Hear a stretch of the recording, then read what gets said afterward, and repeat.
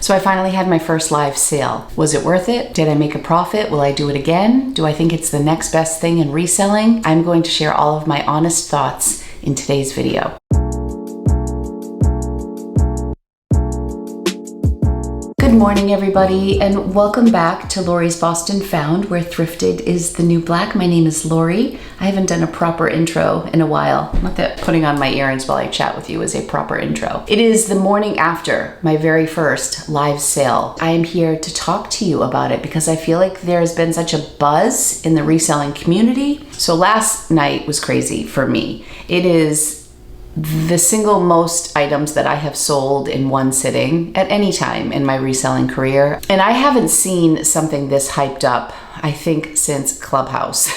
But the difference between this and Clubhouse is you can make money doing this. Clubhouse was a different beast altogether. I'm not really sure that live sales are for everybody. I really did enjoy the experience and I plan on moving forward with it.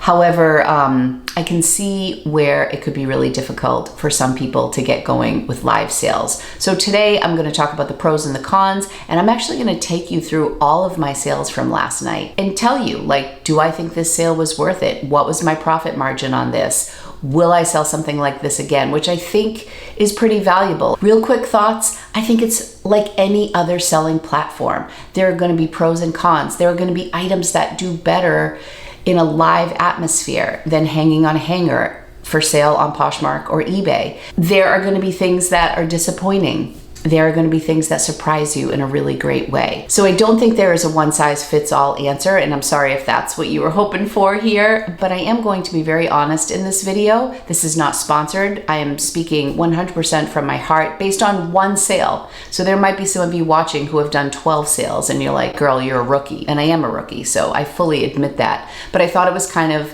a good time for me to just give pretty raw reflections the morning after my first sale. I wasn't sure how I was going to format this video, but I decided that I'm going to break it down into a few parts. I'm going to give a quick overview of whatnot. I'm then going to go into my Instagram poll and I'm going to answer questions. The biggest one being pros and cons. And I think once I answer all the pros and cons, and again, this is only my perspective after one show. Please keep that in mind. I will go on to talking about my sale. So I'm going to end the video going down to my basement. Everything is as it is. The room is exactly as I left it after the sale last night. And I'm going to go down and I'm going to go through all of my sales and tell you what surprised me, what I thought I would do again, things I won't list again. I think that will be really helpful. I'm going to put chapters. If you want to jump around, feel free. If you want to go right to the sales, go for it. If you're curious about live sales, that will be in the beginning, and of course we're going to put all of the Instagram questions in the middle. So for starters, the live auction app that I used was called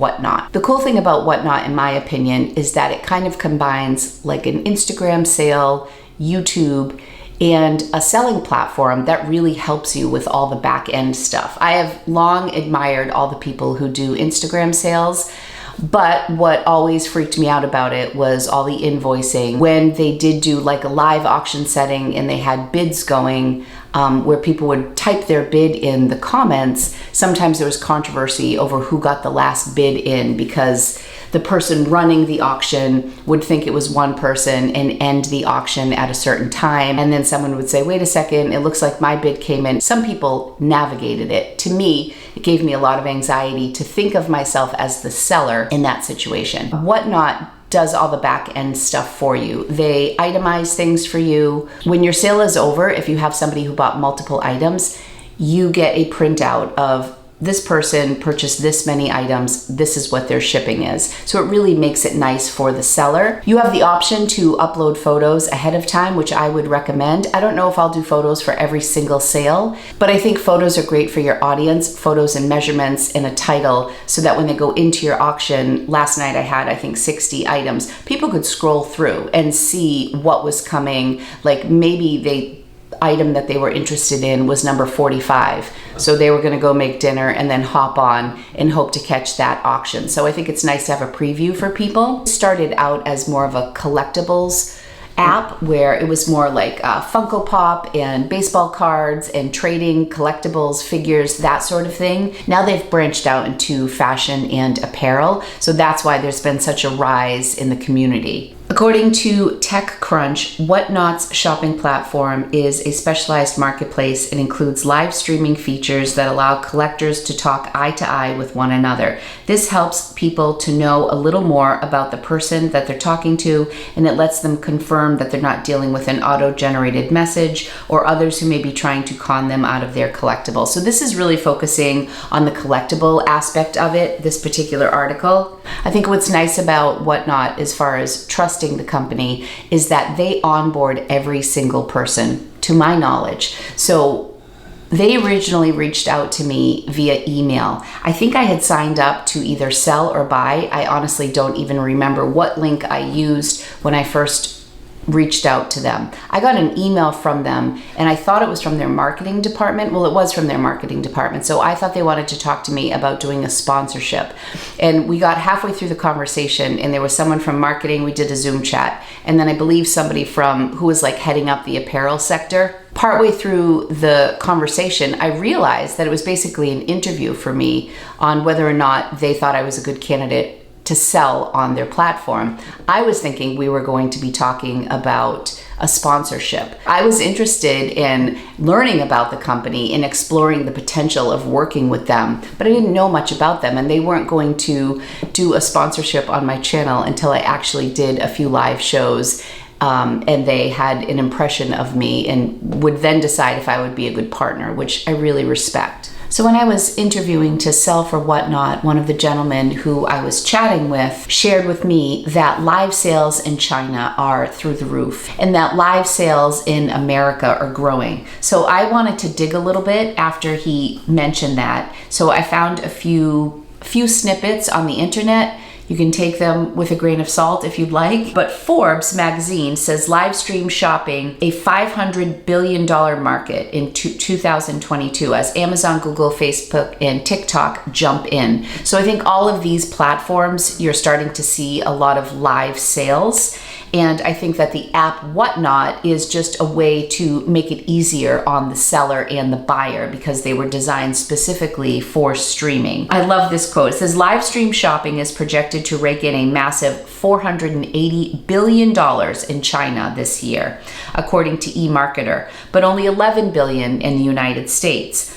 According to Foresight Research. That could change quickly, however. Facebook, Amazon, TikTok, Twitter, and other tech giants like Pinterest are jumping into live stream shopping hard. What is the appeal of live stream shopping?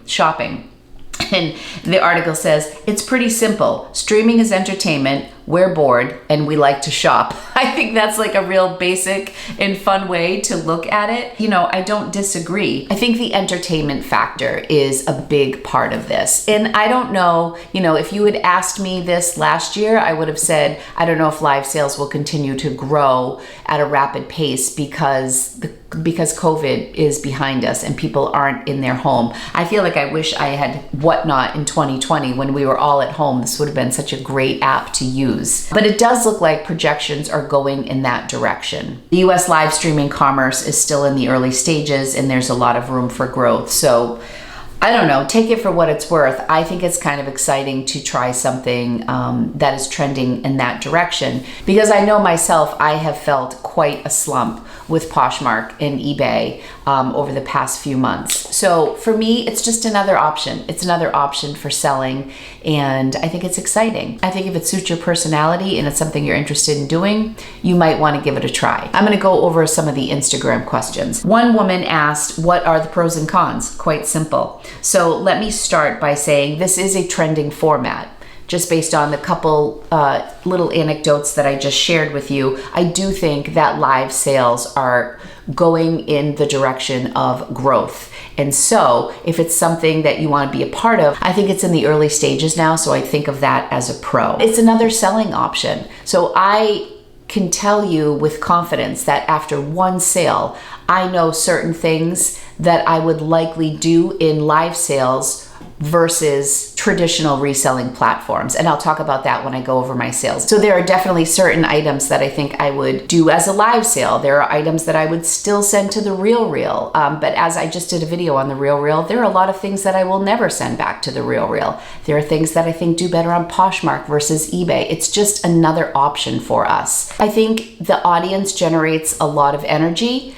So that can actually help your sales. So if you have an engaged audience, that can actually create some hype around an item, and you might make a little bit more on an item based on the way people are bidding that you might not make in a traditional way. A huge one for me is that I don't have to store inventory. The fact that I bought these items, I bought 32 items new, well, thrifted new for the live sale, and then I pulled in another 28 from things I had in my inventory or in my home, death pile, whatever. I just pulled from other things, but I sourced 32 new items. And the fact that I just hung them, some of them I had to wash or whatever if they needed it, steamed a couple items, but the fact that I just hung them and I don't ever have to fold them, store them for who knows how long, that is a huge pro for me. It's very fast paced. I sold 60 items in 2.5 hours. As of today, it's June 17th. I've sold 38 items on Poshmark this month, which is a record low for me. So I wouldn't say that that's my norm. The velocity, like how quickly you can sell things, is really exciting. And I love to shop and I have a death pile. So I really feel like this suits my personality. The pace of it, I think, is a huge pro. If you are someone who likes public speaking and interacting with your community, this is a great platform. It's a great way to meet new people. Again, that energy in the room. This could be a nightmare for some people. So I'll talk about that in the cons, but it's a pro if it suits your personality. I think it's a good time to hop on board, and this goes back to the first thing I mentioned, where it is a trending format.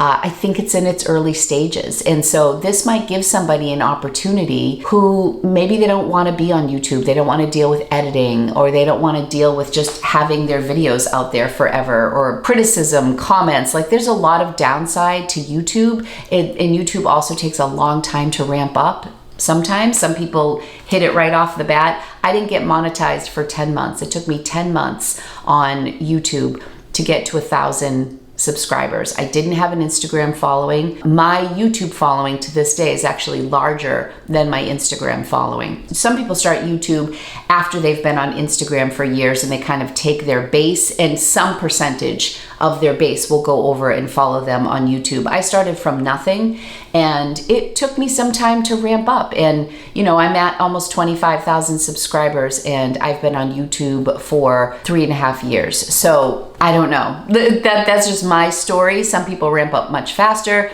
Some people never ramp up on YouTube. But I think that this is a way that people can have kind of a little bit of that YouTube feel where they're talking to their audience without all that ramp up time, potentially. I think a lot of live sales comes down to the person in front of the camera. That's not to say one style is better than another. I've been in rooms where the person is super enthusiastic, which I probably fall into that category. And then there are other shows that I've seen where the person selling is super chill, laid back, sitting down. And I love that vibe too. As long as you know yourself and you can be engaging and grab an audience, this could be a great platform for you. I think that there are certain items, and I'll talk about this in the sales portion, that just sell better live. And I'll just give a quick example. Sometimes I have flawed items that end up in my death pile because there are too many things to explain on Poshmark. So I'll be like, oh, there's a little pinhole here and there's a pull over here, but it's a really cute thing, but then there's this. So I just end up not listing it. I'm like, who's gonna want it if I have to give all these disclaimers? I sold a few flawed items last night that were in my death pile, and they didn't sell for huge money, but they were literally headed for donation. Being live, I could explain everything. I could show every little flaw, every detail up close on the camera, and then my audience was able to decide whether or not they wanted to buy that. One of the people I watch keeps saying, you guys will determine the price. I like that because sometimes if I price something high, people can look at something and be like, what is she smoking? Like, that is way too high. No one's ever going to buy it for that. Or if you price low on Poshmark and things get scooped up right away, you're like, damn, maybe I should have priced that higher. you're here, you have an audience, the audience will determine the value. Sometimes that works to your advantage, sometimes not. But I do think that there are certain items that were just meant for a live setting. There are lower fees on Whatnot than on Poshmark. So I believe it's 8% and then like a 2.9% processing fee. And then I want to say 30 cents per item, like transaction fee. Don't quote me on that. But I think it ends up being about 11.5%, which I think is lower than eBay fees, definitely lower than Poshmark fees. I mean, Poshmark fees are 20%. And I would say that over 60, 70% of my sales go on offer to likers, which means on top of the 20%, I'm actually losing another $1.75 to $2 to however much you offer for discounted shipping, at least 20%. So your fees are lower. So even if you're selling an item and say on Poshmark it would sell for $25 and you only sell it for $20 on Whatnot, you're not storing it, it's moving fast, you're paying less fees. So, you know, there are some real pros when you look at the fees that are involved. I also think it's a great experience for the buyer. It's entertaining, and even if you're not, I mean, I sold 60 items, but I had a lot of people in the room last night that were probably just there to watch, and good for them.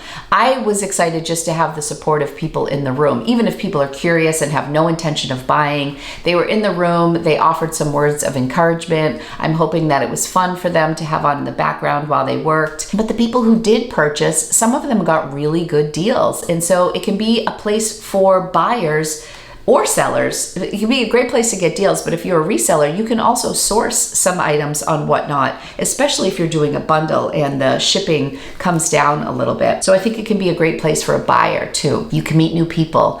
There are definitely people I remember from the Clubhouse community that are still my friends today. Even though I'm not on Clubhouse, there are people I think of very affectionately and that I may interact with on Instagram. And it's another form of a community. And right now it's very positive. I don't know if it will stay that way, but right now it seems to be a really nice place to communicate with people, and the energy right now is very positive over there. So if you're looking for a new group, if you've had it with Instagram and you've tired of YouTube, this might be a new place for you to meet some new people and some fresh faces and go from there. There are people though that would be a nightmare for. Again, it really depends on your personality. One of the things that I really love about it is that your questions are answered in real time. Although at points my chat was going really fast, so you can appoint moderators and they help with certain questions. And actually my assistant Caitlin stayed longer. God bless Caitlin. Oh my gosh, she helped me so much.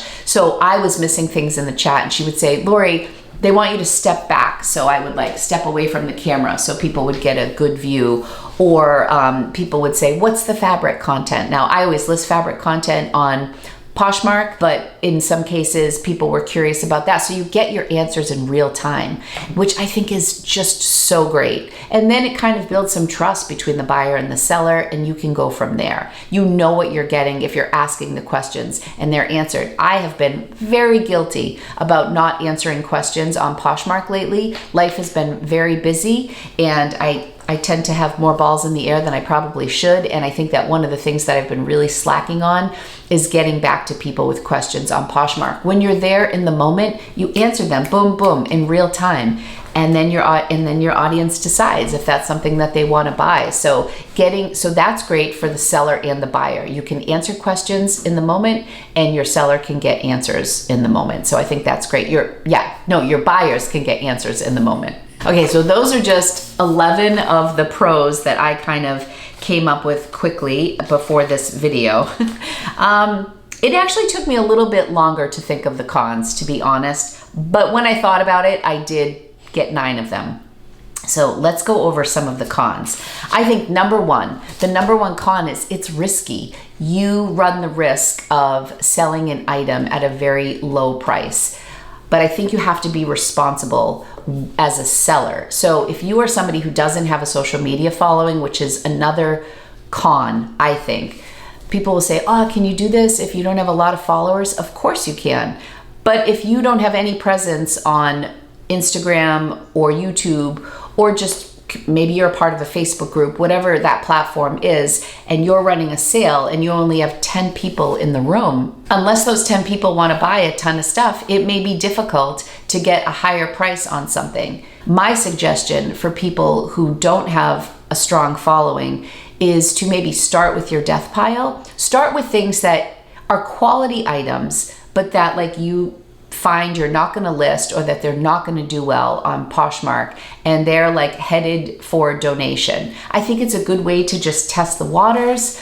And then if they sell at a lower price point, you're not disappointed and you're like, this was a good experience. I'm getting my feet wet. I'm getting some exposure on this app. It's a good way to get going. The other option, and if it were me and I had no social media following and I wanted to start doing live sales, if I was starting with a very small audience, I would just price my things higher and go in knowing that if I have 20 items and I'm starting my auctions at $10 or $12, there's a chance they're not going to sell, and I have to be okay with that. If you go in, you start your auctions at 99 cents and you have 10 people in the room and your items are selling for $2 and $3, and you walk away and you say, that was a complete waste of time. It probably was, you know, if you don't want to lose money. That is not the idea here. There's definitely some investing you have to do. There were things that I sold last night that I know I could have gotten a lot more money for on Poshmark. It's the risk you take, and it's also learning. You don't walk into a new platform and expect to be guns blazing. You're going to make some mistakes. Think of all the mistakes you've made on Poshmark or eBay. Think of how long it's taken to know your audience. I get really frustrated with people who are just super negative from the get-go. If that's you, then have at it. It's not who I choose to spend my time with, but I'm also not like, oh my God, this is the best thing on earth. I mean, there are definitely pros and cons, which is why I'm going over them. But keep an open mind and know that you're going to make some mistakes. And if you're just starting out, be ready to maybe not make as much money as you had hoped to make, and also learn from the experience. And if you're really worried about an item, don't put it in the sale. If you're really worried that it's going to sell for a low price, don't put it there. One of the last minute decisions I made yesterday was to put Rothy's in the sale. I've had a pair of Rothy's that I've had listed at $90 for a few months now. I have sent out offers on those Rothy's so many times. I think the lowest I've gone is, I think I've even done 30%, but I think the most common one was 20% with discounted shipping, which comes out to $72 with discounted shipping. No bites, no bites. I'm gonna show you, let me just see how many. Actually, I have to remove that from Poshmark right now. They're a size 7.5, so they're a common size. They're listed for $90. I have 22 likes. So 22 people have gotten the offer to likers and no bites. My Rothy's sold for $69 last night. It was, I think, the top sale. It's exactly what I would have made here if I did $72 with discounted shipping. Almost exactly, except my fees are only 11.5%, so I'll actually make more money on Whatnot than I would if these sold for 20% off with discounted shipping. Now I have to go delete this. I think if you're concerned about your following, I would just tread lightly. I also think that because it's newer, people who are jumping on right now, even if they don't have a following and they're doing a good job of entertaining their audience, they're engaging, I think that's the most important thing. I think that you don't have to be super bubbly, but if you are engaging, maybe you have a fun, dry sense of humor, maybe you play some great music in the background, or maybe you're relatively flat, but you are offering some amazing items. Some combination that will give you some success on this platform. Like it is an effort, but I think the potential is there for people to do really well. And there are definitely people in the community who have been watching my videos and commenting, who I just know them as a screen name, and now I'm putting a face to a name, and they're doing really well on Whatnot, and they didn't have a big social following, but they're putting in the effort with live sales. They're showing up. They have like stories and Whatnot, just like on Instagram. but there's a lot less people there. So if you are engaging and you're putting things up in the stories and you're sharing, I have a show, thanks for coming, this is a preview, whatever it is, people are more likely to see it because there are less people on the app now. I don't know what that means for the future. I would anticipate that several years out, it will be like everything. It will be tougher to get to the top of the algorithm to have eyes on you, but it might just be a good reason to start now if this is a platform that you think you'd be enthusiastic about. So I definitely think it could take time to ramp up if you have a small social media following, but I would absolutely not rule this out if that's the only reason you're afraid of trying. I do think it gave me a huge advantage to talk about this on YouTube, talk about it on Instagram, and then have people who are used to my content, who like to consume my content, go over to Whatnot and watch me. And I absolutely recognize that that is a huge advantage. And anybody who says it's not, I don't know. Another con is that there's a lot of prep time. There was a lot of time I took to do all the sourcing, to line everything up. I ordered the little tickets that had the item number, had to do those. So there was a lot of prep time, but it was also my first show. I also feel like I should revisit this after I've done like 5 or 6 shows and I'm just getting more used to it. It's like doing your first listing on eBay or Poshmark. When you've never done it before, it takes you more time. So it can take a lot of prep time, but that's not to say that you can't do a spontaneous show. But I would recommend doing as much pre-work as you can to ensure a successful show. Like I put it out there that I was gonna do a show on Thursday at 3 p.m., I think a week in advance. And then I also hyped it up on Instagram. I did more marketing for this than I think I've done for anything because I was nervous, because it was new to me, and because I wanted to be successful. You know, I tried to have everything in order. So it does take more time to prep for a live show than it does obviously to just list things in your pajamas. You have to put the makeup on, you have to like get your game face on and get ready to go. It definitely takes a level of gearing up. So that could be viewed as a con. I knew myself, I wanted to do a daytime show because I just feel like I have a little bit more energy in the day, which is why I chose 3 o'clock. I probably would have had more people there if I did like 9 or 10 o'clock. But again, I'm trying to play to my strengths. Another con is that you're learning a new platform, but this goes for anything. Like I recently jumped on Depop. I'm not doing really well over there, but I'm not really nurturing that platform. I still like it, but I need to invest in a bot, I think, because I think you do have to share over there and I never share. And I don't check it often. I'm just not great over there, but I still think it's a fun platform to dip my toes in. I guess my expectation is low over on Depop and I'm not putting much in and I'm not getting much out, but I don't hate the platform. Like it's just kind of there. It just kind of exists for me right now. I kind of wonder, and I'm looking at this as a con, if as it grows, you'll have less exposure. I don't know. Does that make sense? You might say, well, as it grows, you'll get more exposure because more people will be over there. But I think it will be harder to break away from the pack if it gets to be huge. I don't know. I feel like that's getting a little bit too much into the future. The future is uncertain. So that I think is a con. This isn't an established platform. You know, maybe you invest a lot into it and then it kind of fizzles out. So just kind of the fear of the unknown, that can be a con for some people where it hasn't been around for a very long time. I think this app's been around since 2019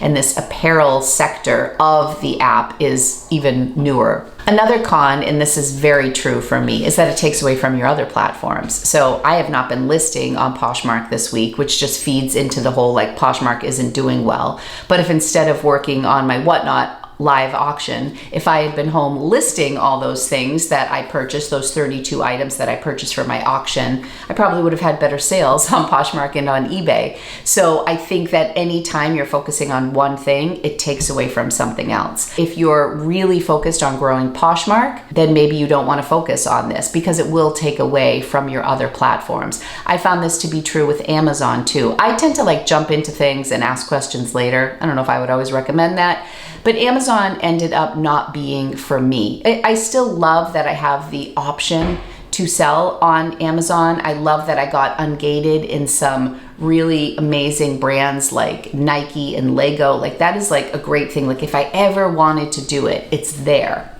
Again, I met some wonderful people through Amazon. I just think at the end of the day, that business model was not for me. I am happiest in a thrift store, not like chasing bolo brands at Target. It didn't fill me up. But live sales, this is very much in tune with my personality. So I think I'm going to love this. Amazon took a lot of time away from other things, and it also built a lot of clutter in my home.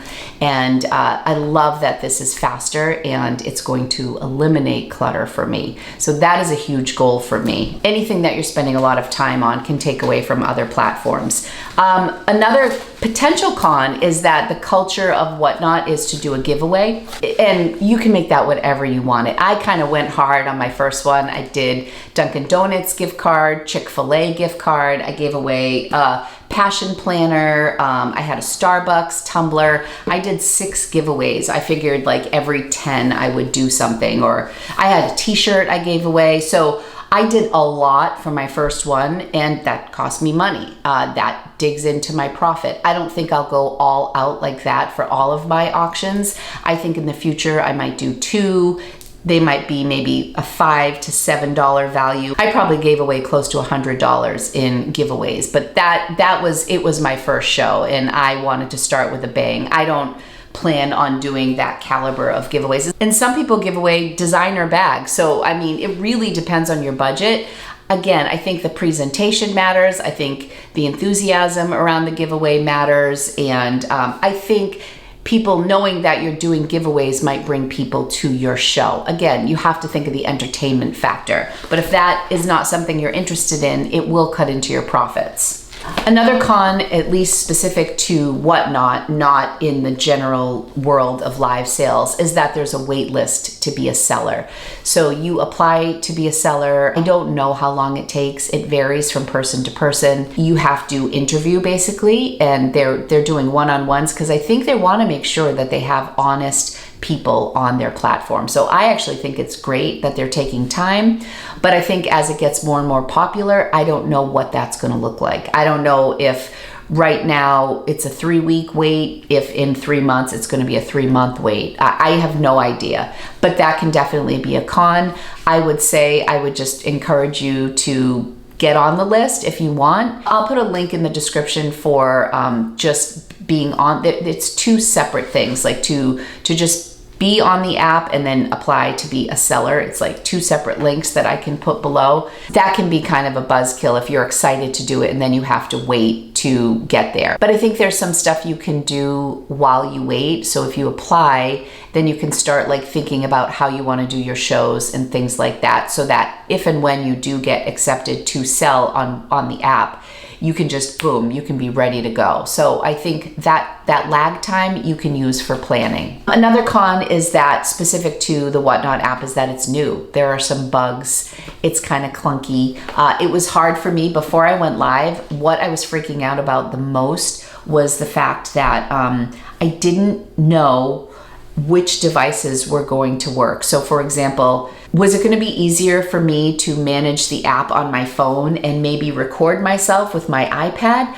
Ideally, what I wanted to do was record myself with my phone and have my laptop, but does the laptop talk to the phone? Like, I had all these questions, and they do have like a little academy, but I was really nervous about that. That was my biggest fear, like which devices are the best to work on. I heard somebody say that they filmed themselves with their iPad because the screen is bigger so that they could see the comments come through, which I kind of wanted to do because things are happening so fast. But in the end, I felt like my phone was the most predictable, most reliable item to use to film me, and I wanted to use my laptop next to me. Desktop versions of apps are different than the iOS version, so I was nervous about it. It ended up working out fine, and the tip that I can share with you is start your stream with your phone.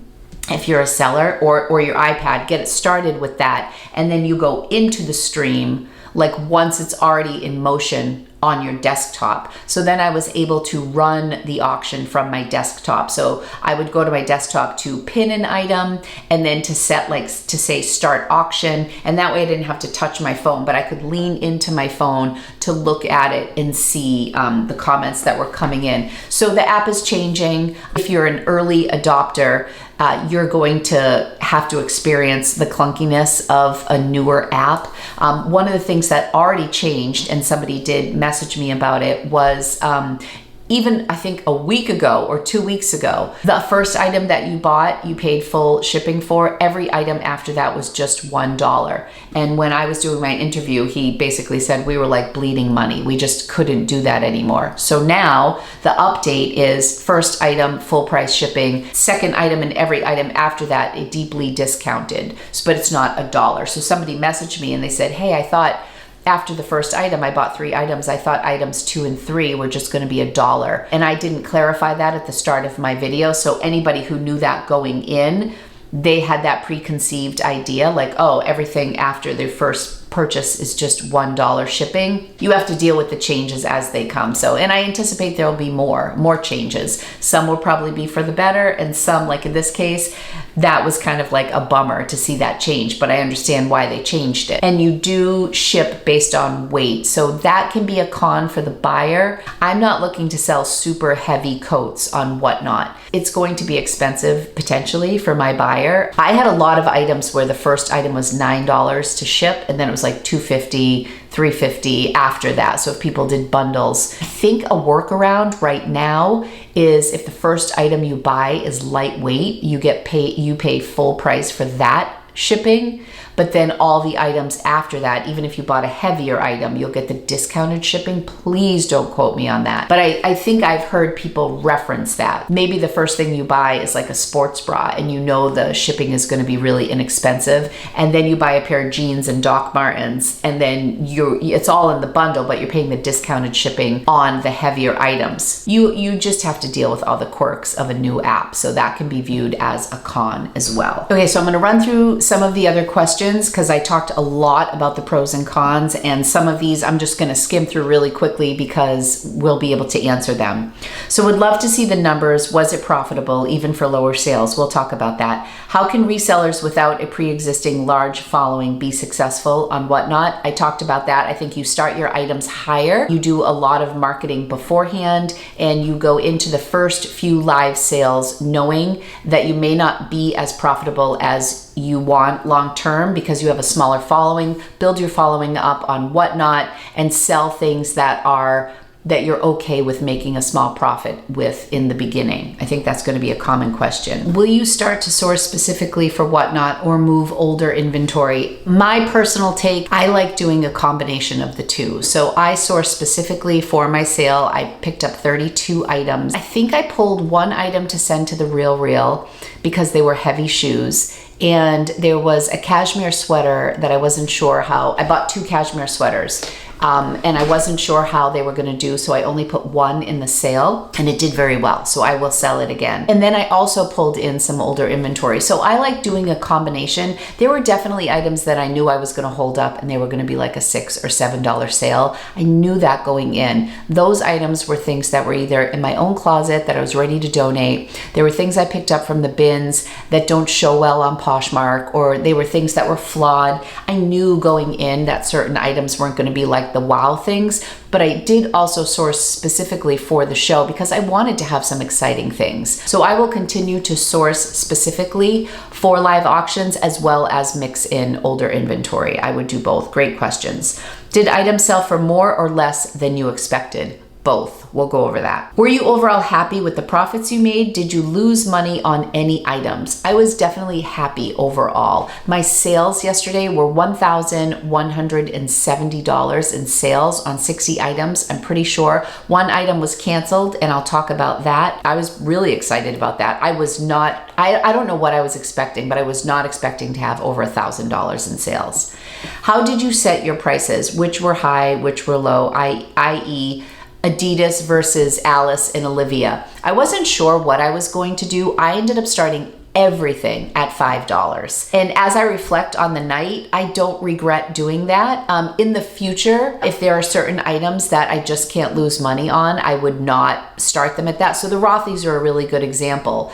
I was nervous, like, well, what if I price these Rothy's at $5? I paid $20 for them on Poshmark. Well, I happened to have a lot of people in the room. There was a lot of energy. I used Rothy's as part of my marketing. And in the end, I ended up making a few dollars more selling them on Whatnot than I would have selling them on Poshmark. I wouldn't want to take a chance on items that I wouldn't consider like a home run. Like, I know people would show up for Rothy's, but there might be, like, Alice and Olivia is a great example of a brand. I don't know how well that would do, but Alice and Olivia for me doesn't do great on Poshmark. It doesn't do great on the Real. So Alice and Olivia, maybe I would try it. I would try. I think it comes down to not so much less of the brand, but there are certain pieces that I think just show well in a live auction. I started everything at $5. I think a lot depends on your cost. If you're shopping and your thrift stores are expensive and you're spending $8 on an item, then you should start that auction at 10 just to ensure,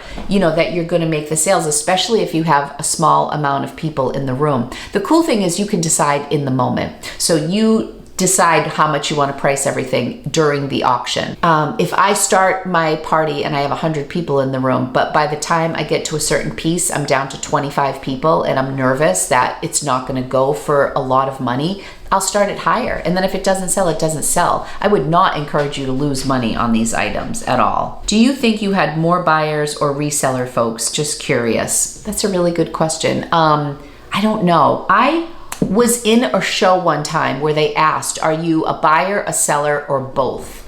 And I took the poll. It was like generated from Whatnot, and I think it was 39% of the people in the room were both. But then there was a really high percentage of people who were just there to shop. But that's a really good question. But it doesn't matter because I also think that resellers are also buying from you if it's the right price. So I don't know, that's a great question though. How did it go? How many items were sold? Average price? Would you do it again? It went very well. I sold, like I said, I think 60 items. Well, I guess 59 because one got returned. So they have a seller dashboard. Total sold. Okay, so they already deducted the item that I returned that was canceled. $1,107. And then it says total earned. Right now it says negative $29.25. I think they do a $2.90 processing fee. So I think they took that right off the top. And like Poshmark, the money doesn't hit your account until the item is received. And so I'm not going to see that money right away. Total items, 63. I don't know if those 63 items, I think my giveaways are included in that. So I think I sold 57 items, 1107 divided by 57. It looks like my average sale price was $19.42. Now my average cost of goods is $5.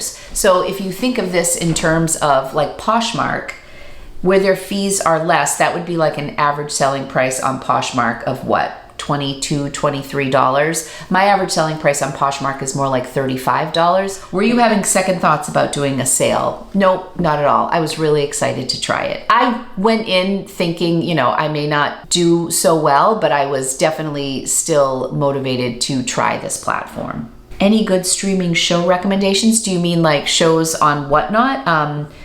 Empty Hanger's been doing a lot of the live sales, which I think is really fun, where you go and shop with her while she's in the thrift store. I'm gonna try that. I have one particular thrift store in mind that I'm going to work with, but I think that's really fun as a buyer, and I think it'll be fun as a seller too. Okay, someone said, oh, these are all from the same person. Hi, Lori, I'm fairly new on reselling, 5 months. Is this auction platform complicated, and is it time consuming? Is it a one-day thing, etc.? It's as complicated as you want it to be. You could do 10 items in an auction and you could not include pictures or measurements, and this would be super easy and fast. I chose to do pictures and measurements, just one picture 9 times out of 10. And I did do measurements because I just wanted people to have as much information as they needed for the sale. I suppose you could measure things during your sale, but I didn't want to deal with all that. I chose to do a lot of items for my first sale, and I don't regret it. I initially set out to do a 30 item first sale, which I might recommend doing less if you're a newer seller. I'm used to doing lives. I'm used to being in front of a camera, so I didn't have to worry about that stuff. If that is also new to you, you might want to start with a smaller show. And if you're worried about not selling things for a high price, you might want to just do a smaller show because there's less risk and less items. Was it worth it in terms of the profit you made? I would say absolutely. Is this something you will be doing regularly now? Absolutely. I really liked this format. I'm going to have different theme shows. One of the theme shows I'm going to have coming up is a vintage show. I'm also going to do like cleaning out my kids' closet show, which that might be a great one for you guys to watch because it's a lot of Forever 21 and Charlotte Russe and American Eagle and like stuff that I don't list on Poshmark, that I sometimes try to take to Plato's Closet, that I end up donating, stuff that's hanging around the house but cute and trendy, but just not worth the time for me to list on Poshmark. If they sell for $3, that's what I'm gonna get at Plato's Closet, or if I bring it to consignment. So I think some of the items will surprise you too. I don't think I'm going to do this like every day because it did take a lot out of me. There are people doing 5 shows a week, 3 shows a week, and I don't know how they're doing it because I think it can take over, you know? But I'm going to shoot to do 1, maybe 2 shows a week, like maybe one that I really plan for, and then maybe a second show that's like, oh, let me just hop on and see how these do. Would you suggest doing Whatnot as a good means of getting rid of a death pile? Absolutely. I think that's a great way to start on Whatnot and to also move through a death pile, unless you have like really banger items in your death pile. I feel like a lot of things that end up in death piles are things you're not excited to list, things that might be a little flawed, things that are hard to photograph. So those are the things that end up in your death pile. And if those are the same for you, those I think would be great things to sell on Whatnot. If you have like some Gucci bags in your death pile, I don't know if I would bring those to your first Whatnot show. In fact, I know I would not. Would you suggest doing Whatnot to a new reseller less than a year old? I would suggest it to you if it fits your personality. If the thought of doing live sales is exciting to you, then I would suggest it. If you hate being in front of a camera, I wouldn't suggest it. Like, you know what I mean? Like I say that about YouTube. People ask me the same question about YouTube. Do you think YouTube is worth it? Well, it's worth it if you like doing YouTube. If you enjoy editing, if you're willing to put in months and months and months, I'm talking about YouTube now, of work without getting paid, then sure, it's worth it. YouTube is well worth it now for me, but I made like no money on YouTube for over a year. So that's a very specific question. It really depends on you. How did you think your show would feel versus how it actually felt doing it for the first time for your first sale? I was very nervous going in. It went by really fast. I feel like it matched my expectation for the most part. There were a couple things that I didn't think would sell well that did, and then there were a couple things that I thought would do better that didn't, but I kind of expected that. It's kind of a blur. Like it was a big adrenaline rush, and I don't think that I anticipated how much energy I would get from the audience and just from the sale itself. But I feel like it kind of matched my expectation. Do you think it was worth it financially with the prep time, etc.? I do. What's also cool about this, kind of from an experimental standpoint, is I did thrifting, so I know how much I spent thrifting. I think the day that I went thrifting specifically for this, I spent like $145 in one store and $70 in another store, like $71. So say $225 specific for this. The numbers are right there in front of you. Like it's hard to track stuff when you're like, well, that's been in my Poshmark closet for X amount of months or a year, and I think I paid this. I mean, most people record those numbers, but then it's not all the things selling from one haul. Like this was kind of cool to say, this is what I bought specific for this haul. This is what it sold for. I know exactly how much time I put into it. This is how long it took me to ship all these items. I feel like you can really measure this process, where it's hard to measure like, well, the haul and, you know, some of the things sold, but some have been around for 3 years. And what did I pay for that? Like, I feel like it's kind of cool with Whatnot and doing a live sale, especially if you're shopping specifically for the sale. Like, this is what I bought. this is what sold, this is what I spent, these are my profits. And you have like your answers in the span of like 4 days. So that's kind of cool. Does the app send you prepaid labels? Were you able to make a good profit? They do send you prepaid labels. I haven't printed them yet because I've been doing this video, but the first label, to my understanding, like a packing slip. It tells you who your buyer was, how many items they bought, what the shipping cost is, and the second label is your label to ship. When I did my onboarding, my interview, and talked with them, I told them that I had a 4x6 thermal maker, and they adjust it back of house to say that that is your shipping format. Okay, so I have been talking for so long and I have stopped and started so many times. I have no idea what this is going to look like when I play it back. But let's go downstairs and look at my sales and we can actually talk about what was worth it and what wasn't. This is a Maurice's sweater. It's an extra large. I picked this up either at the pit or the bins. This is not a brand I typically picked up. I grabbed it because it was neutral and it was an extra large. This was something that I don't think would have done very well on Poshmark, although I've never listed Maurice, so you can let me know. It sold for $17. I was thrilled with a $17 sale on a Maurice item. Next up was this Kate Spade wallet. This sold for $39. I was so excited that I got $39 for this. I just looked back on Poshmark. I have sold 3 Kate Spade wallets. They've sold for $30, $36, and $35 with higher fees. So this is the best I've ever done on a Kate Spade wallet. This has been sitting for a very long time. I decided last minute to grab it. It was great. I would say Kate Spade and Coach, I was pleased with the sales from both of those brands on Whatnot, more so than I am online. Okay, this was a bundle that sold to someone. I am just going to go through the items in the bundle, let you know what they sold for individually. This is an Ecote cold shoulder piece. This sold for $7. I was actually happy with $7. This I bought at the pit. It probably doesn't even weigh a pound.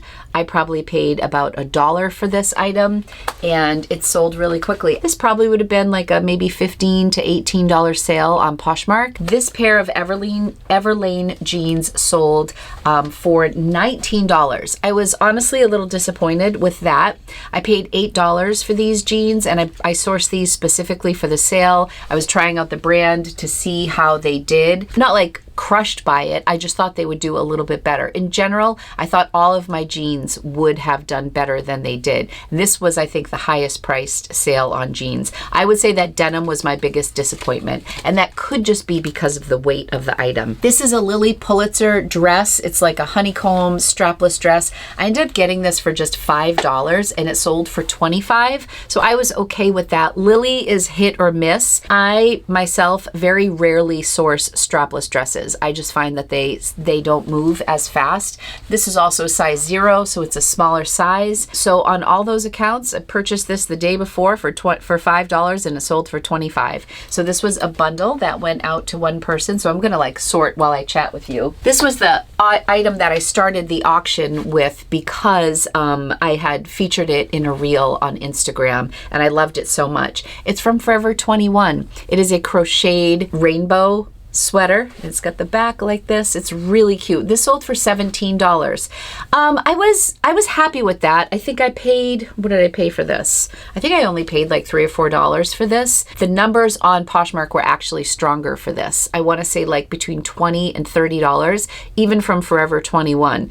And because I had marketed this and put it up, I thought that maybe I would get I don't know what I was expecting. I think I was expecting about 20, 25, but I didn't spend a lot on it. So it was still a good profit. So when I'm saying this, I'm not like sad about any of them because all of these items behind me are now out the door. So I'm excited about that. I'm just being honest with what my expectation was. If I thought I was going to make a little bit more money. Okay. Oh, this is cool. So it actually includes who got the giveaway too. So this is a bundle going out to one person, but they also won the passion planner and they bought 2 things. So this is a fun bundle. This is Victoria's Secret gold label. I paid $5 for this. It sold for $11, which was less than I thought it would go for. I thought this was so cool.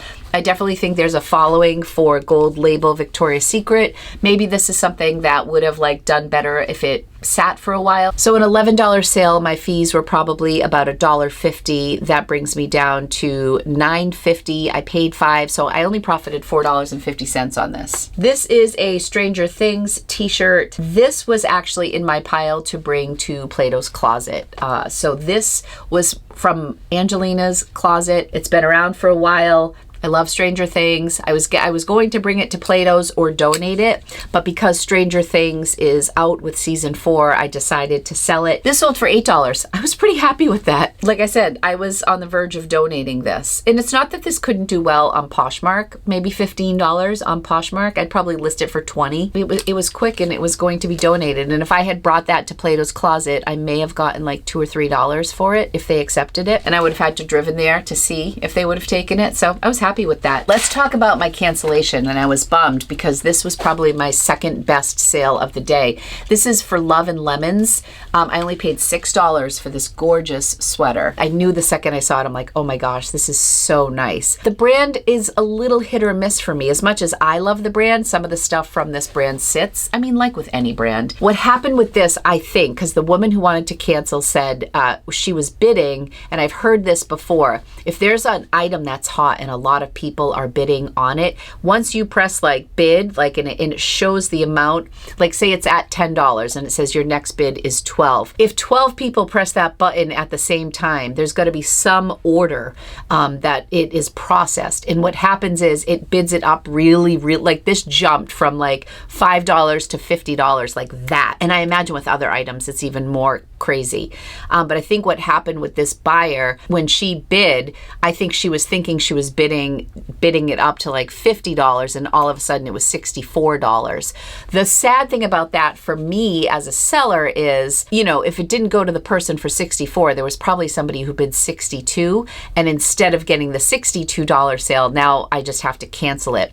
The only good thing is it showed me that this was a really popular item. I could probably put this in the buy it now section and somebody would buy it on Whatnot, or I could just list it on Poshmark. There's one listed for $85 and I saw a sold comp for $85. I'm not worried about this item, but it would have been nice to have sold it. And I also had the option to not honor a cancellation, but I of course canceled it because I don't want somebody to get something they don't want. I'm confident this will sell. This is a belt that sold for $25. I had purchased it recently, and for whatever reasons, I feel like sometimes I don't get my accessories listed quickly. I think because I don't have them hanging on a rack, like staring at me. They kind of go into different corners of my room. But I had this cool belt, and this is a great example of something that I think was perfect for a live show, because I could really get in and show the detail on here, the woven leather. It also helps that this was adjustable. It has this little hook, so you can be a size extra small and you can be a size extra large, and this belt will fit you. So it sold for $25, and I think I paid like, I don't know, 2 or 3. There was a lot of excitement on this, so I was really excited about that. This Athleta sports bra sold for just $6, so this was a deal. I started everything at $5, so keep that in mind. I probably thought that this would go for a little bit more, but I paid $2, maybe $3, so not a huge profit on this. I don't know. I probably expected this for maybe 8 or 10. I didn't expect a lot. If it were Lululemon, maybe it would be a little bit more. Athleta is hit or miss, plus it's a smaller size. I was psyched that it sold. And to be honest, I was fully prepared to have items that didn't sell, and I would be okay with that. It happened to not happen to me in this particular sale, but I know some really big sellers that they just have items that don't sell, and that's totally okay. This, on the other hand, I was really excited about. This sold, I think, for $19. This is an Athleta tank sports bra, and it's a 38D. I definitely think that some of the larger sizes got more attention, because I just feel like, as somebody who's like a size 12, 14, there's less selection for us. I've watched some of these auctions and it's size small, size small, size small, and I'm just like tuning out, you know? And then when there's something that's a larger size, I'm like, oh, do I like that? Well, that, you know, and then I start thinking about it, but I just think that there's less selection. So size 38D, it's a chocolate brown. I was really, I was psyched about this. All right, this was another sale I was very happy with. This is a Free People tunic. I paid $2 for this at a rummage sale. You can see all the sparkle. It's really pretty, oversized. There was a flaw with this. There was a stain that I managed to get out, so that flaw went away. But right here, there was like this little like pull, almost like the start of a hole right here under the collar. And I think that could have been a deterrent if I was listing it, but when I was able to show it and then show that in most cases the collar goes right over that flaw, there was some excitement over this. Again, I also think this is an oversized piece. It fit a lot of people. It went for $25. I paid $2. Very happy with this. This was one of my giveaways that I want to talk about. I designed this t-shirt on Amazon when I was doing Amazon. I got approved to do Amazon merch, and I did this thrift goddess, and then I did a thrift queen. I think I did thrift goddess and thrift queen, and I put them on this fun rainbow shirt. You can get it in a variety of colors. You can get a V-neck, you can get a women's fitted. I think you can get a hoodie. So if you go on Amazon, there's different prices. I get like 50 cents if you buy one. But anyways, I've never really marketed these here. This was my first stab at it, and I wanted to go back and do like some different designs, and I just never got around to it. So I had ordered this in a 2X, and it's just a little too big for me. And then I thought, oh, maybe I'll wear it as a nightshirt. And then I never wore it as a nightshirt. So I'm like, I'm gonna put this in my raffle. So somebody got this in the raffle. But if you're interested in any of these, you can always go to Amazon, check it out. This is just a We the Free shirt that was mine. And I'd cut the front of it because I don't like things that are high up on my neck for shirts. I like V-necks. I'm pretty certain that I cut this, but I wasn't positive. I think I did cut the V out of it. Anyways, it went for $17. This is just like a basic t-shirt that went for $17. Again, this was an extra large, so there was some excitement. I started this at $5. I don't know what I thought this. I think I thought this would go for like 10 or 12, and it went for 17. So that was a good surprise. Okay, this was a pretty big bundle, which I didn't really mention as a pro, but I think this is a big pro because the shipping gets less when people buy more. I think that not the shipping in general, each item is less to ship. It's all tacked on. I think that gave some people incentive to buy. I really love this bundle, lots of neutrals in here. I'm gonna start out with the thing that got me the most excited. This was this Eloquii 2-piece set. Eloquii is a plus size brand, I'm pretty sure. This is the tag right here. This sold for $39. There was so much excitement on this set, and I want to say I paid $5 for the set. It comes with a pair of high-waisted ribbed leggings that come up super high, and this crop top is size 18-20. I also think you could size down. I think this would fit me no problem. It's got a ton of stretch in it. I wasn't sure where this was going to end up. I certainly wasn't expecting $39 for the set. So I was really pleased with this sale. It's not a brand that I pick up that often, but I knew that I wanted to have some larger size options for this show, so I went for it. Same bundle, however, there were these joggers from Zara that only sold for $7, and I paid $3 or $4 for these, so that was a little bit of a disappointment. But you can see how there's like that. I think I got way more than I thought. I probably thought that would have gone for like 20, maybe 25. It went for 39. I was probably hoping for like $15 on these Zara joggers. They only went for $7. So it kind of all balances out. But in the end, I'm still moving a ton of product. So that is kind of the underlying pro for me. This Spanx top I paid $2 for, and this sold for $10. I was actually happy with that because while Spanx is a really popular brand, this is just like a small tank top. Like, I don't know who's really looking for this. When I think of the stuff from Spanx that sells really well, it's specifically their leggings or more substantial pieces. I have a tank from Spanx that I've listed for so long, and it's received so much attention. I'm gonna tell you right now, and it hasn't sold yet. But I have it priced at $38, so that comes into play. I have 32 likes on it. So that is so many times that I've sent offers. It's been here forever. Even if somebody offered me $20 at this point, I would probably take it. But that's an example. Like, this only sold for 10. I paid 2. It's not a huge profit, but it sold super fast and it's out the door. These were pants I was talking about, the SoulCycle pants. I think I referenced them earlier if I didn't edit that part out. I've been talking so much this morning. These SoulCycle pants had so many issues, but I still thought they were great. So I decided to include them in the show, and they sold for $13. And I was really happy about that. So these have a pinhole in the mesh, which I showed in the show. There's also a lot of cracking in the lettering. There's also pilling between the legs. So I mentioned all these things, but like if I were going to list this on Poshmark, yeah, there's a hole, there's pilling, and there's cracking. I don't know who would have been super excited to buy these. I was really happy with that, actually. This sold right about where I thought it would. Maybe I thought this would have gone for a little bit more. It says this ain't my first rodeo, and it's by Mosimo, so it's a Target brand, but it was new with tag. I think I paid $2 for this, and it sold for $7. I just thought this was cute.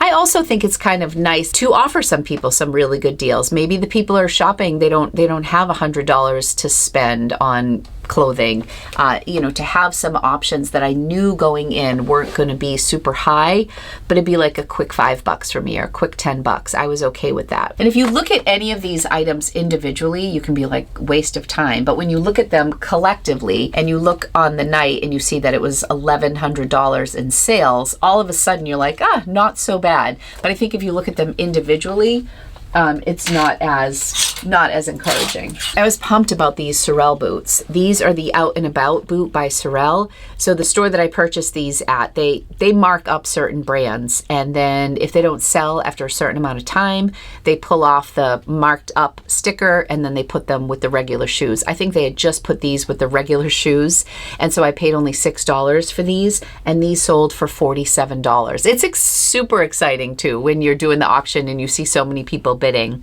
I don't know what I was expecting. These are waterproof. They're kind of like bean boots. I think they retail for $120. It was still a good deal for my buyer, but this was very quick, you know. Bought it a couple days ago, sold for $47. I only paid $6. This was one of my better sales of the day. I was really happy with this. Next up was this beautiful Sundance silk blouse. This was gorgeous. This, I think, was a beautiful piece to showcase in a live. It's 100% silk. It's a small, and it sold for $27. This could have gone a little bit higher, but I was really happy with $26. And this is a store I purchased. It's going out of business, so a lot of the things are half off. I think they had this priced at like $8, and then I paid $4. So yeah, I was happy with that. This was a beautiful piece. And I also think it was a good deal for my buyer. Okay, one of my favorite sales of the day, because this was literally in a bin, in a death pile. I had not even seen this dress for so long. This is a tie-dye dress from Michael Stars. I have a really hard time moving Michael Stars, and I think this is even an older tag. Literally pulled this out and steamed it, and it came out so beautiful. This is another item, great for a live show. You can show how pretty it is. You can show the flow of it. This white dress on a hanger in a picture for Poshmark really doesn't do anything for the buyer. I really don't like listing items like this because I feel like unless you have a stock photo, they don't look good. But this was a great piece for a live sale.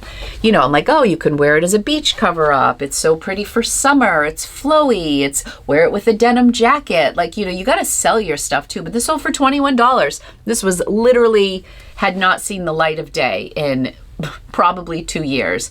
I stumbled upon it when I was in my back room. It was in this bin, and I was like, oh my gosh, this is such a great dress for the auction. So I was really happy that I did that. As you're preparing for the show, you're like, oh, I could do this. Oh, I could do this. I mean, I could have had 100 items in this show. Walk around your house, you are going to find so many things that you're willing to part with. And then you start getting into that mindset, like you just want them gone. You're like, I don't care if it sells for $5. I just want this gone. I didn't feel that way about all my items, but certain items like that, I was just so happy. I would have taken anything, you know. It really does balance out, and it's such a great way to just get rid of stuff. And you know, what you can't wait to get rid of, somebody else is super excited to welcome into their home. Oh, it's so funny because that dress was also sold with this item, which was also another piece. I had purchased this at the bins and it needed some treatment. Came out beautiful eventually, but I was planning to send this to the Real, which I think I would have made maybe $5 on this at the Real. This is Derek Lam 10 Crosby. Again, another great designer brand that doesn't do great for me.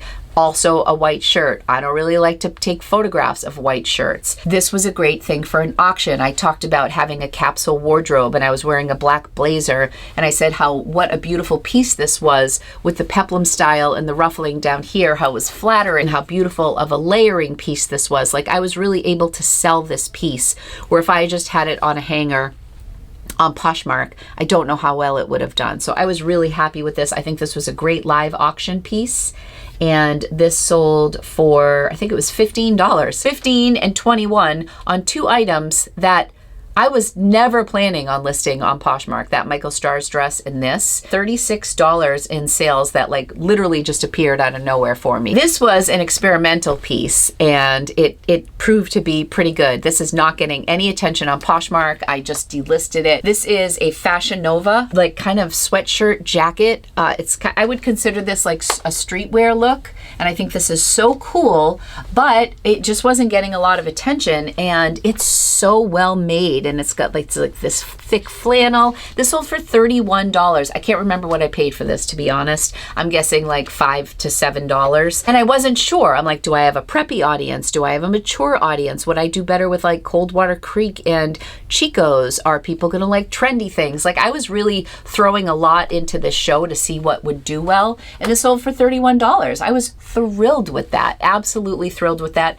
And this takes up a lot of room in inventory because it's a bulky piece, so out the door. Maybe I'll put more items like this in my show. I don't know about jeans. I'm not sure. I've seen jeans do well. I thought these Lucky brand jeans were awesome. Lucky is not a brand that I do great with as far as jeans go. I still love buying their tops, especially in plus sizes. But I listed these. I thought I would get like 15 or 20 and I would have been really happy. These sold for $7. So they're size 4. I loved the button in the front. I think I paid, I can't remember, this was definitely from the half off store. I can't remember if they were 8 and I paid 4 or if they were 12 and I paid 6. So if I paid 6, I lost money on these, which is a bummer.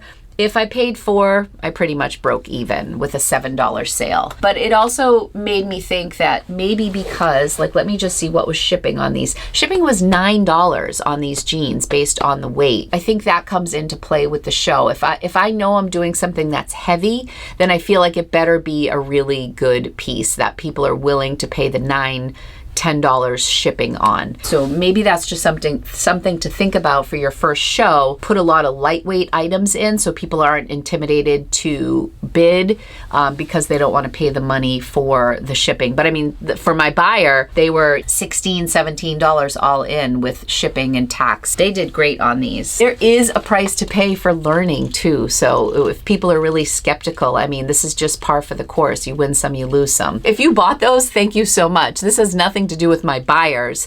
I am just like being honest as a seller, like my thoughts on stuff. I'm so grateful for a $7 sale, anything. I picked up this Coach suede kiss lock, and I think I paid $3 or $4 for this. The only flaw on this is that there was some wear on the suede, and this sold for $21. I was really happy with that. Easy to ship, lightweight, fits everybody.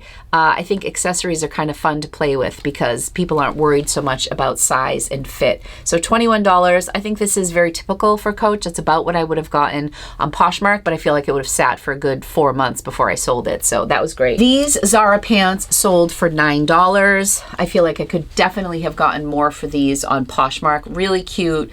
Angie wore these in the reel with the rainbow shirt, and I just think these are adorable. I'm trying to think of which store I got these at. I think I paid like $6 for these. So yeah, didn't make any money on these. Didn't make any money on these after fees. Just keeping it real here. Okay, I have taken pictures to list this about 3 times and I could never get the lighting right. I talked about last night in the live how certain colors I just struggle with. Wine, navy blue, black, and white. I hate all those colors because I'm here in my basement in the studio and the lighting is artificial. So unless you're in natural lighting, it's really hard to capture this.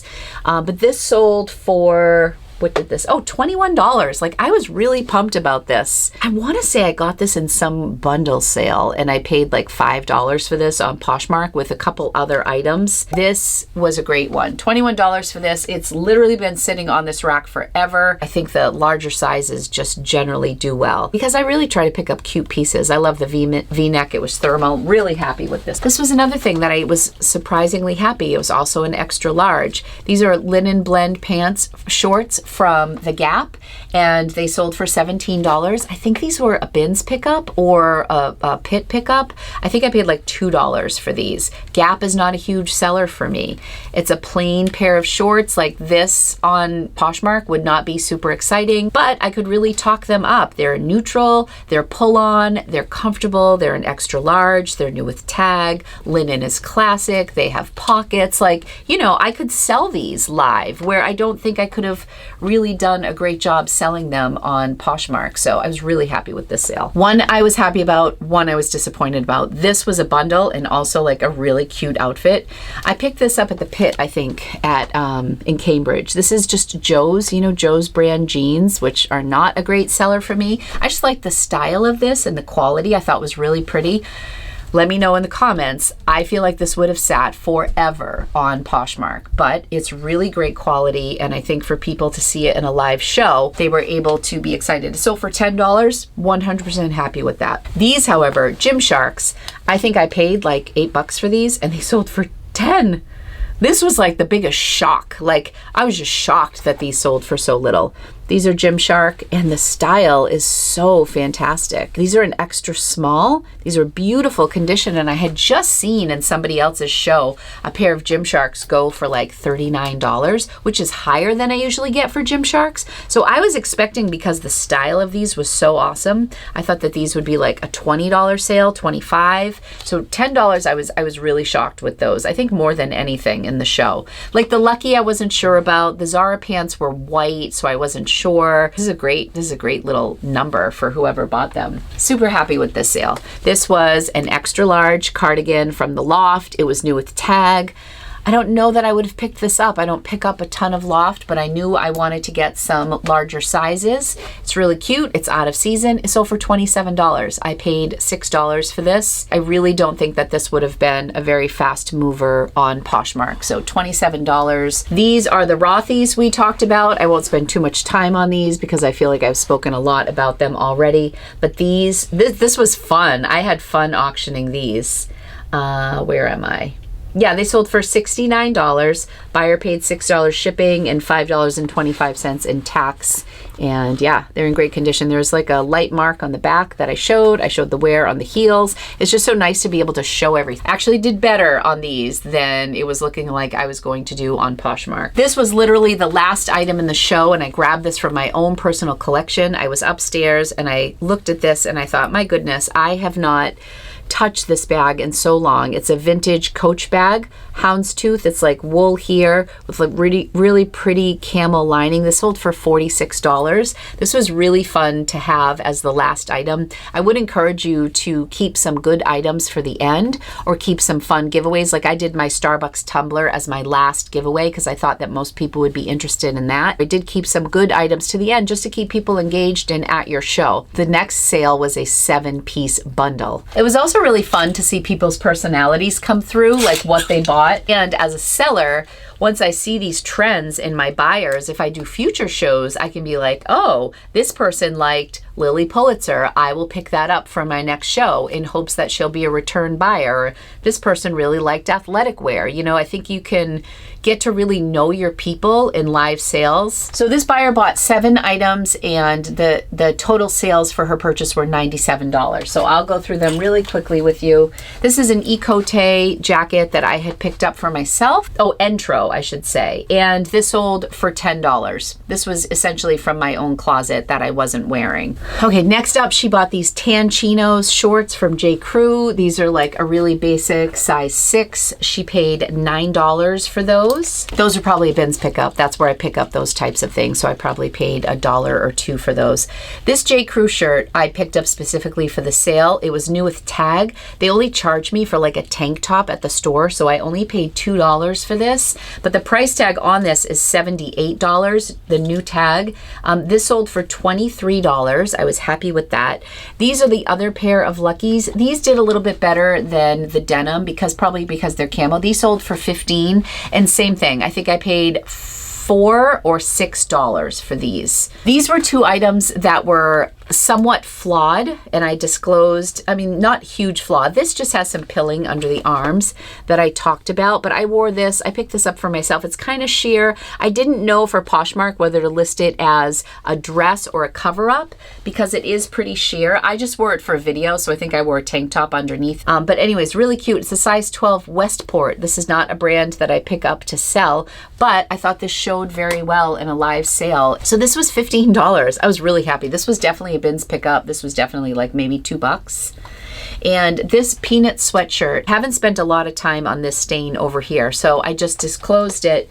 I wasn't really sure how this would do being listed with an issue, but it sold for $10, which I thought was great. I can't remember where I got this, maybe at the Pit. So both of these were great. This was probably the lowest sale given the quality of these pants, but the comps weren't tremendous. The brand is Dorothy Shoemaker. I'll show you that right there. These are like a banana, a pale yellow with like a raw hem. These are really high quality pants, and these didn't go for much. These went for $15. This was a great deal. I can't remember which store I bought these at. These were either $6 or $4. So that was a great deal. But this person also bought a bunch of things for me. So all in, $97. So I estimate that the items in that bundle cost me $26, and it was a $97 sale. This Joie flutter sleeve, sleeveless pin tuck, this is so cute. This sold for $13. I thought this was so very pretty. Joie is not a brand that I typically pick up to sell, but I thought this would show so well. This is a great quality brand. It just doesn't do great resale for me. Let me know how you do with the brand Joie. It's spelled Joie, and it's really pretty. So $13. I think I was expecting I probably was expecting 15, to be honest. So 13 isn't that far off, and I think I paid $4 for this. This beautiful cashmere sweater from Madewell sold for $23, and I was happy with that. I paid $6 for this. I think it's such a pretty sweater. I do really well with Madewell denim. That's definitely my sweet spot for Madewell, but I just personally love the brand. So if it's remotely good quality, like in good shape, most of their stuff is good quality. I thought this was great. $23, I was happy with that. Okay, the next sale was an $85 bundle sale. These were two of the items that sold. This is a Victoria's Secret pink crop sweatshirt that I picked up at the bins, I think. I think this was like $2. This is a chaser top. I can't remember if they charged me for a top or a sweater, so this was either $4 or $6 for this. The chaser sold for $17, which I was pretty excited about, and the pink sold for $9. I picked this up just as a trial. This was not something that I would have picked up for myself to sell on Poshmark, but I picked it up specifically to see how it would do on the auction, and I'm not disappointed with $9, mainly because my cost was so low and because this person purchased a bundle. So let's, to be conservative, say this was $6 and this was $2. So we're at $8. And then this sweater was the third piece she bought from the bundle, and I paid $6 for this. So what did I say? I already lost my train of thought. 6 and 2 and 8. Okay, so we're talking about a $14 investment, and this total sale was $85. So this sweater, oh my goodness, this company I've never heard of. It's called Wrap of London. And I just think this is absolutely so stunning. I found a beautiful stock photo of this to show in my preview. It's like this blouse in, it has a little pleating here with this sleeve, and it's like a grayish, like mauvey, like purpley undertones. Oh my God, the quality is so gorgeous. This is on their current website for $248. I looked on the RealReal. I don't believe it was, I looked on the RealReal sales. I didn't look on their designer list, but I didn't see anything that warranted me saying, oh, I should send it to the RealReal, like it will do well there. I also looked at sales on Poshmark. They were not good. There were just a couple comps to go by. One was like a linen top that sold for $20. One was like a sweater that sold for $30. This sold for $59. And I really believe that the live sale was good for this sweater because I could speak to the quality of it, and I could talk about, like, go look on the website, look at their current website. This is $248. It's absolutely beautiful, and it's a size 12. I mean, this was such a gorgeous piece. I had no idea what was going to happen with this because I've never worked with this brand before. It's summer. I don't know who's looking for cashmere, although I think cashmere is beautiful year-round. But it went for $59. I was really, really happy with that, especially for a $6 investment. I feel extremely confident saying that this would not have done that well on Poshmark. I actually have 2 sweaters from this brand. I specifically kept one out because the quality was just so beautiful. I didn't want to run the risk that I was going to sell one for like $12 or $15 and then I wouldn't sell the second one. But knowing that this sold for $59, I decided that this would probably be a good space for this brand. meaning live auction. So I think I'll auction off the second one as well. I'm looking at these sales in real time with you. I remember seeing familiar screen names pop up, but now I'm like actually seeing the bundles together. This next bundle sold, and the total price on this bundle was only $60. Well, they got some really good deals in this one. So I sold these Vineyard Vine shorts for $11. I paid $5 for these. I picked up these Tory Burch shoes for $10. They are a size 5, which is that sits for a while, but these are really cute. These are called the Miller sandals.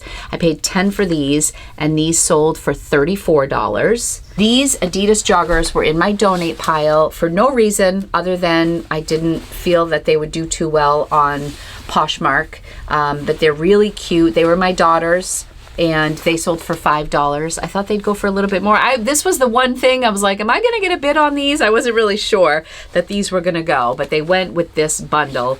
They sold for $5. Again, I was donating these, so anything is good. These are Aritzia Le Faux Ivan pants. They're jeans. First of all, Angie tried these on. Angie's like a size 4, and she could not get these over her hip. They were really tiny, and the inseam is extremely long, and they're bright yellow. The quality is just amazing. The stock photos, absolutely beautiful on these. Comps were not great. Aritzia stuff, I think people love Aritzia. I love Aritzia. Some of the stuff is hit or miss. I think if I listed these, they would have sat for a long time. They sold for just $10. I paid $6 for these. So overall, let's look at everything. The pants were being donated, so I'm not counting that.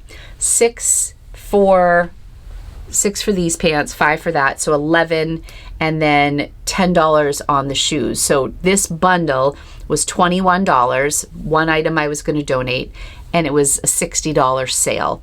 So I didn't do bad. Overall, if you look at the items individually, you're like, whoa. But then if you look at the sale overall, still worth it to me. I think what you're seeing, and I'm seeing as I go through these sales individually with you for the first time, is that you win some and you lose some, but overall, if you're pulling in stuff like donated pieces or flawed items, and you're mixing them in with some things that are going to get your audience attention, like overall, you do pretty well. This bundle went to the same viewer, and her screen name was Pink Flamingo, and I loved it because she bought 2 vintage Lily Pulitzer items. And she may be a reseller. I'm not sure. I'm not making any assumptions, but these are 2 different sizes. She had a Pink Flamingo as her screen name. They were both vintage, so maybe she's part of like a vintage Lily Pulitzer community, and she's gonna buy these and resell them. So good for her, because I was excited about these sales. This is a rhino halter top Lily Pulitzer print. This sold for $14, and these jeans were in my death pile because they had a little mark on the outside of them. They were $7.99 at Savers, but they were dead stock, new with tag, Lily Pulitzer, in a size 12. So here's the tag, and they had just been sitting. Like I wasn't listing these, so I put them in the auction, and both items sold. Typically I have 20% off at Savers, but we'll say $8 because that was the price tag on them before I listed them in the sale. I'm pretty sure this Lily shirt was $5. I can't remember, to be honest. I even say 8 and 7. We'll call it $15. And then that sale was $42. I think this was one of the real pleasant surprises of the day. This J. Crew sweatshirt sold for $35, and I paid $6 for it, or $5. I can't remember what hoodies were. I think sweatshirts were $5 at the store, maybe $6. Anyways, $35. I'm guessing that somebody was from this area who bought it. And it was a size large, which also is in its favor, and it's just really cute. I think if I had listed this on Poshmark, I suspect it would have sat for a little bit, maybe sold for like $25, maybe $30. I was really happy with that. Happy to see this go for $35. You're hearing all like, oh, I only made $2 here, but I made $15 here. Like, again, if you look at them individually, the profit isn't huge, but if you look at the whole show and the fact that it was from one major shopping trip and then pulling things from around my house, generally speaking, the sales were really good overall. I think there were a couple other pairs of pants that were low profit margins. A pair of like sweatpants that was a really high-end brand that not many people knew, and then a pair of Levi's Mile High skinnies that I really thought out, we're going to go for a little bit more. So my takeaways, I think I'm going to stay away from jeans unless they're like really sought after pair of jeans that I think are going to cause a lot of excitement. But because of the weight, I think I'm going to stay away from jeans. I think I'm really going to lean into larger sizes because I don't know if it's just my audience or just in general, a lot of people were excited about larger sizes, like that Westport dress that was a size 12 or the Maurice's sweater. Even though they weren't brands that I would typically pick up to sell on Poshmark, if I find those types of items plus size or like mid-range size, like I would consider myself like a mid-size 12, 14, and then like the 1X, the Jessica Simpson 1X, like those types of things I'm really going to lean into for future shows. Things like Coach and Kate Spade really showed up. I have a huge bin of Coach, some of which have been in my inventory for 2 and 3 years. I could just have a Coach party and sell all my Coach bags, and I think I would do well on a live platform.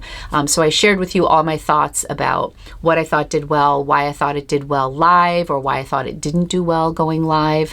I think certain obscure brands, like I think I did well with the wrap sweater, the cashmere sweater, but then like the Aritzia pants, those were so specific, like being a long length in the inseam, very small and a very bright color. That might have been an item like put that on Poshmark and let it sit for a while because you have to wait for the right buyer who might not be in your audience for a live. So I have a lot of thoughts. I shared them with you in real time. Let me know your thoughts in the comments. This was a super long video, but I hope that it was comprehensive in giving you my real honest thoughts on live sales and a little bit of thoughts on Whatnot. I definitely plan on doing more live sales in the future. I'm very excited about this new stream, and yeah, I hope you enjoyed this video. Now for the tricky part, I have to ship all of this. I'm gonna let you go for that part, everybody. Thank you so much for being here. If you found any value in today's video, please hit the like button. It really means a lot to me, helps my channel. And if you want to follow my adventure in thrifting and share my commentary on platforms like Whatnot and other things that are hot topics in the reselling community, hit that subscribe button, hit the bell if you want to be notified when I drop videos, and I'll be back real soon with another video for you. Thank you so much for being here today, and I love you guys. I'll be back real soon. Bye.